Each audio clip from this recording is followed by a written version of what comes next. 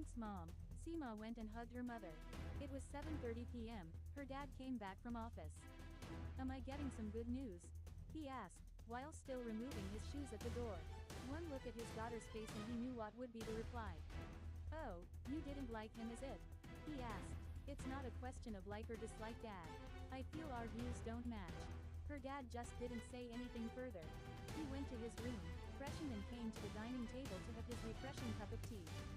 He saw his daughter, gave a weary smile and said, "Don't worry, we will find someone else for you. Dad, I know you are tired, but please try and understand this. You don't have to get bogged down by societal pressure for my marriage. I will get married when I feel I have met the right guy. It's people's job to keep asking questions like, are you not looking for an alliance for your daughter? When will she get married? Are you looking for a guy from India or abroad?"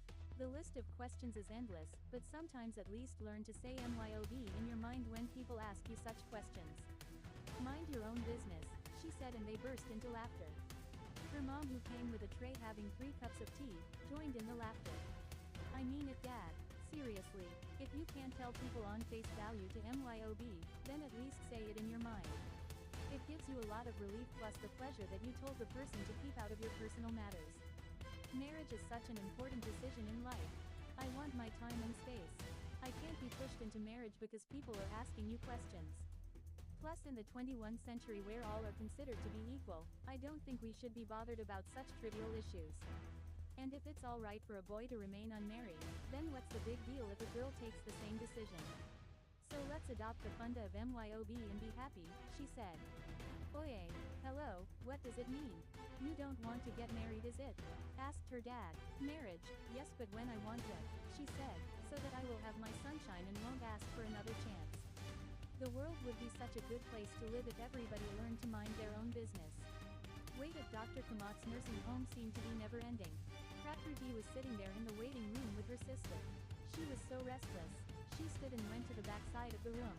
Though she was not thirsty, she took a glass of water from the purifier and gulped it down. As if drinking water would solve her problems. Prakriti was diagnosed with multiple fibroids in her uterus. The doctor had suggested a hysterectomy. She had agreed to get the surgery done as her monthly problem was becoming worse. Finally their turn came and they were asked to go in to meet the doctor. Dr. Kamat, a very famous gynecologist, was seeing some papers and talking to an apprentice. He smiled when he saw them, waved towards the chairs indicating that they should sit. They both sat. Prakriti gingerly sat on the edge of the chair waiting to hear what would the doctor say.